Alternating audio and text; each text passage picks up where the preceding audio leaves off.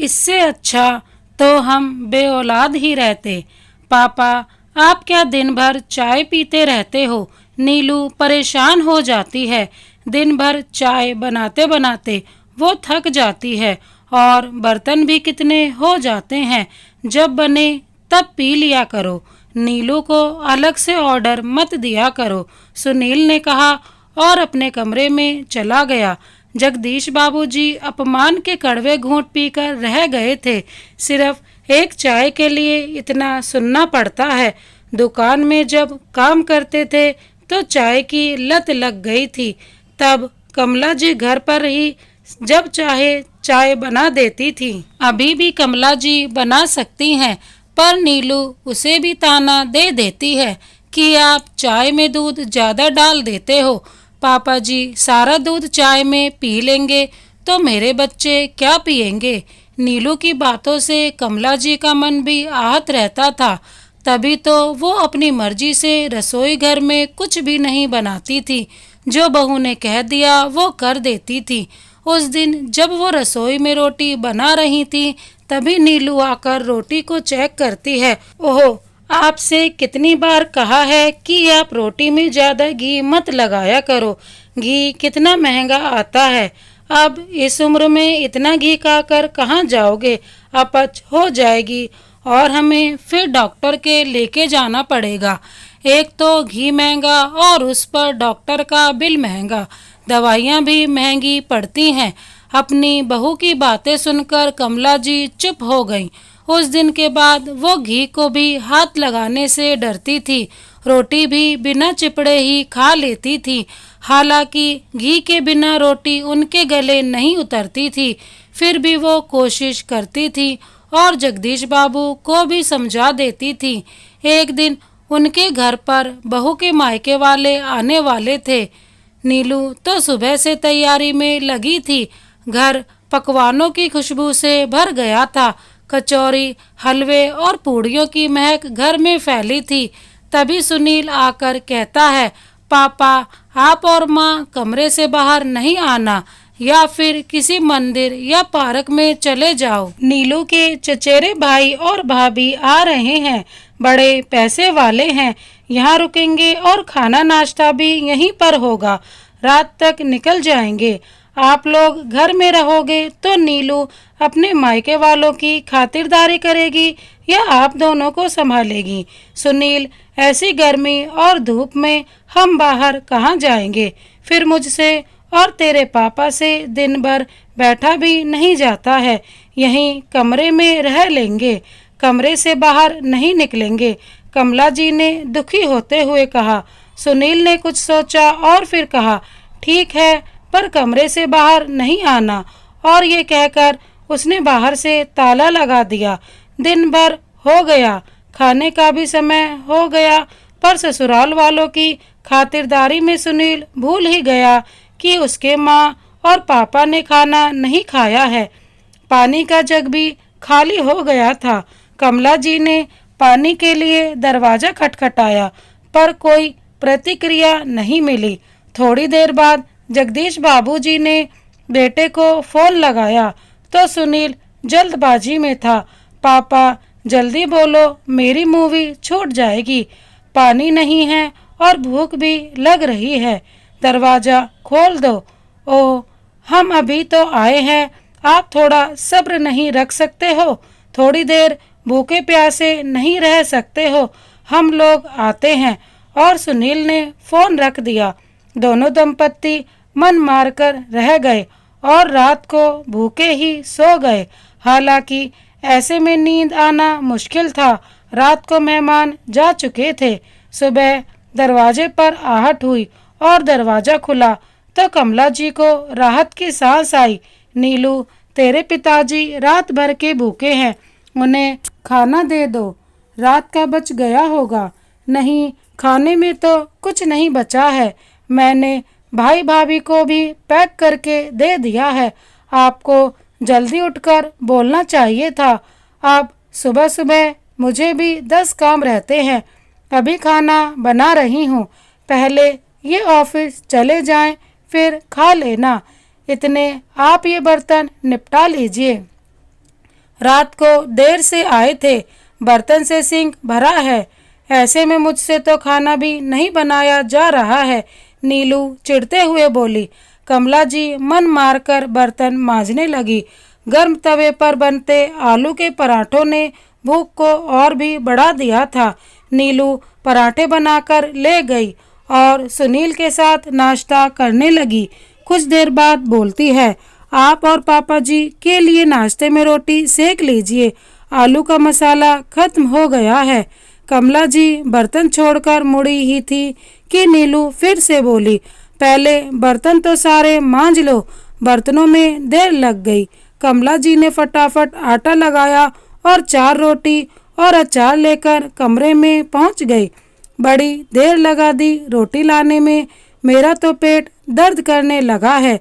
जगदीश बाबू ये कहकर रोटी खाने लगे।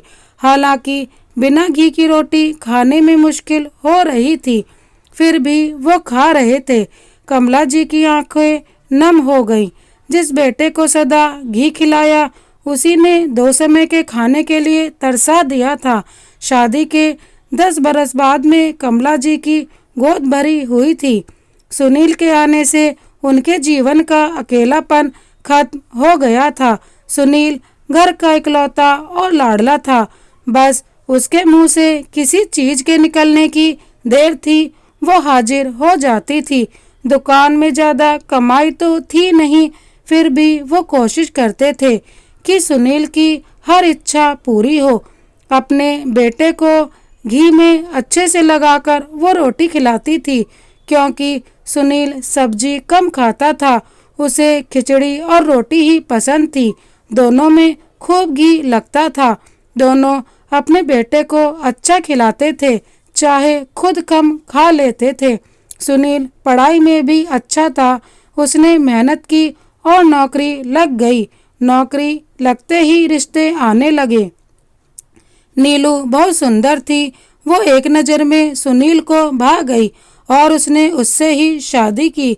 नीलू के साथ शादी होते ही सुनील उसके आगे पीछे रहने लगा। उसकी सुंदरता का पुजारी बनकर रह गया। वो जैसा कहती थी वैसा ही करता था। उसने माँ और पापा की परवाह नहीं करता था। बस नीलू जो बोल दे उसे ही सच मानने लगा था। अपने सास ससुर के खिलाफ वो सुनील के कान भरती रहती थी। नीलू बहुत कंजूस प्रवृत्ति की लड़की थी। वो खुद पर सुनील पर कितना भी खर्च कर लेती थी, पर जहाँ सास ससुर पर खर्च करने की बारी आती वो महंगाई का रोना लेकर बैठ जाती थी। समय के साथ उसके 2 बच्चे भी हो गए। अब सास ससुर बूढ़े हो चले थे। बीमारी के प्रति लापरवाही ने जगदीश बाबू को और भी बीमार बना दिया। सुनील ने उन्हें अभी कभी अच्छे डॉक्टर को नहीं दिखाया। बस घरेलू इलाज से जीवन चल रहा था और अब उनसे अपनी दुकान पर भी नहीं बैठा जाता था और सुनील के पास दुकान संभालने का समय नहीं था। जो भी सामान दुकान में था उसे बेचकर दुकान भी बंद कर दी। पहले दुकान की कमाई से हाथ में पैसा तो रहता था, पर अब उनके हाथ एकदम से खिंच गए थे। 100 रुपयों के लिए बेटा बहू के सामने हाथ फैलाना पड़ता था। दोनों की स्थिति दयनीय हो रही थी। बहू के साथ बेटा भी परवाह नहीं करता था। उन्होंने खाना खाया या नहीं, दवाई खाई है या नहीं, सुनील को कुछ परवाह नहीं थी। दोनों अपने बेटे बहू के पास में रह रहे थे। हम कहीं और चलते हैं, मुझसे अब यहाँ रहा नहीं जाएगा, मेरा तो दम घुटता है, जगदीश बाबू बोले। हाँ, मन तो मेरा भी करता है। इससे अच्छा तो भगवान हमें औलाद ही नहीं देता। 10 साल बाद औलाद इसलिए दी है ताकि हम बुढ़ापे में इनका दुख सहें और अपनी ही औलाद के हाथों इतनी तकलीफ झेलें। इससे अच्छा तो हम बेऔलाद अच्छे थे। खाने के लिए हमें तरसा देता है, दवाइयाँ लाकर नहीं देता है, कभी पास में आकर नहीं बैठता है। बहू को क्या दोष दूं? बेटा ही जब कपूत निकल गया। मैं अब यहाँ और नहीं रह सकती हूँ। मुझे आत्मसम्मान से जीना है। कमला जी रोते हुए बोली, मैं कर भी क्या सकता हूँ। आत्मसम्मान से जीने के लिए पैसा चाहिए, वो हमारे पास है नहीं। दुकान में माल नहीं है। पेंशन मिलती तो सिर उठाकर जी सकते थे। ना तो बेटा है, ना ही पेंशन है। इन हालातों में हम क्या कर सकते हैं। हमारा जीवन तो अब ऐसे ही निकलेगा। अब और दिन ही कितने बचे हैं, इसी तरह से जी लेते हैं। हम बूढ़े अब और क्या कर लेंगे। जगदीश बाबू ने दर्द से कराहते हुए कहा, हम बहुत कुछ कर सकते हैं, बस हमें हिम्मत जुटानी होगी। बहू बेटे के जूते मैं रोज रोज नहीं खा सकती हूँ। मेरा मान सम्मान सब आहत होता है। हमें अपना पेट भरने के लिए कुछ तो करना चाहिए। कमला जी बोली, सुनो जी, दुकान तो अपनी है, हम उसे बेच भी सकते हैं। मैं सोच रही हूँ मैं अपने हुनर को बाहर लाऊं। आपको तो पता है कि मैं अचार कितना अच्छा बनाती हूँ। हम अचार का बिजनेस करेंगे, उसमें कमाई भी बहुत अच्छी होती है। कमाई तो ठीक है, पर उसमें पैसा लगाने को भी चाहिए, घर भी रहने को चाहिए। हाँ वो तो है। कमला जी फिर सोच में पड़ गई। फिर तभी खुशी से बोली कि मेरे पास कुछ कहने हैं।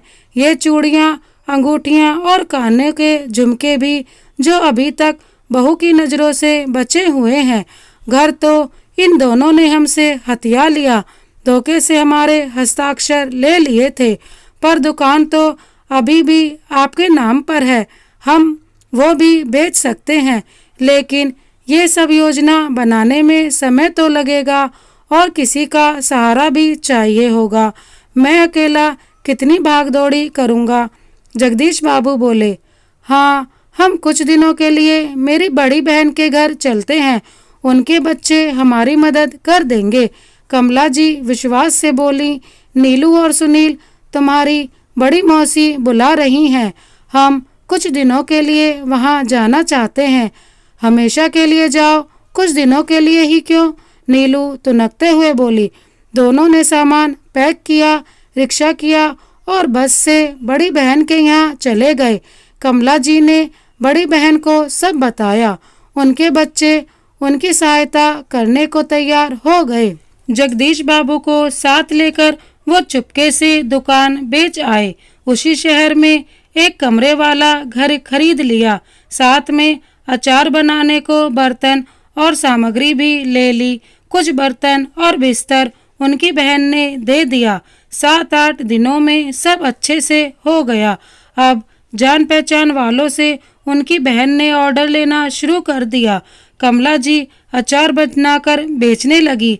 एक दिन सुनील का फोन आया कि माँ वापस कब आ रहे हो। नीलू गिर गई है, उसके पैर फ्रैक्चर हो गया है। डॉक्टर ने आराम बताया तो जल्दी आ जाओ। बच्चों और मुझे परेशानी हो रही है, खाना ही नहीं बनता है। हम लोगों को भूखे रहना होता है। अपने बेटे के मुंह से सुनकर एक बार तो वो भावुक हो गई, लेकिन दूसरे ही पल कड़क होकर बोली, हम दोनों वापस नहीं आ रहे हैं, अब यहीं रहेंगे। मौसी के पास में ही घर ले लिया है, दुकान बेच दी है और अपना बिजनेस शुरू कर दिया है। अभी हमारे पास पैसे हैं जो दुकान बेचकर मिले थे, उनसे काम चला लेंगे। बहू से कहना अब आराम से खूब पैसे बचाए, अब उसे हमारा खर्च इतनी महंगाई में नहीं झेलना पड़ेगा। माँ बाप बड़ी मुश्किल से बच्चों का पेट पालते हैं और वही बच्चे उन्हें 2 रोटी के लिए तरसा देते हैं। तुझे हमने नाजों से पाला था, हमसे कहाँ क्या चूक हो गई, कुछ समझ नहीं आ रहा है। सुनील ये सुनकर गुस्सा हो गया। आपने दुकान कैसे बेच दी? मैं उसे किराए पर देने वाला था, वो मेरे पति की दुकान थी, उस पर तेरा कोई हक नहीं है। कमला जी ने तुरंत जवाब दिया। बहू ने आते वक्त कहा था कि कुछ दिनों के लिए क्यों, हमेशा के लिए जाओ, तो हम आ गए। कमला जी ने फोन रख दिया। उनका अचार का बिजनेस चल निकला। उन्हें बड़े बड़े ऑर्डर मिलने लगे और अब उनके नाम के ब्रांड के साथ अचार के डिब्बे मॉल में बिकने लगे। कुछ ही महीनों में उनके दिन फिर आ गए। अब उन्होंने नौकर चाकर रख लिए थे। वो अपनी निगरानी में उनसे अचार बनवाती थी। उनकी अच्छी आमदनी होती थी। अपने माँ बाप के पास इतना बढ़ता पैसा और नाम देखकर नीलू और सुनील माफ़ी मांगने आए, पर कमला जी और जगदीश बाबू ने उन्हें माफ़ नहीं किया। इंसान हर दुख झेल जाता है अगर उसका परिवार साथ हो, मगर जब अपने ही बच्चे दुख देने लगे तो बूढ़े माँ बाप की हिम्मत टूट जाती है। जिनको पेंशन मिलती है वो तो सम्मान से फिर भी जी लेते हैं, पर जिनको पेंशन नहीं मिलती है उनको अपने ही बेटे बहू के हाथों रोज अपमानित होना पड़ता है। हर चीज के लिए तरसना होता है। समाज में अब वृद्धों की स्थिति बद से बदतर होती जा रही है। पढ़े लिखी शिक्षित समाज को इस बारे में सोचना चाहिए। इस कहानी के बारे में आपकी क्या राय है, कमेंट बॉक्स में ज़रूर बताएं। इस कहानी को अंत तक देखने के लिए धन्यवाद। इसी तरह की कहानी देखने के लिए हमारे चैनल को सब्सक्राइब कर बेल आइकन को प्रेस कर दीजिए और इस कहानी को ज़्यादा से ज़्यादा शेयर कीजिए। Thank you so much. Vande Mataram.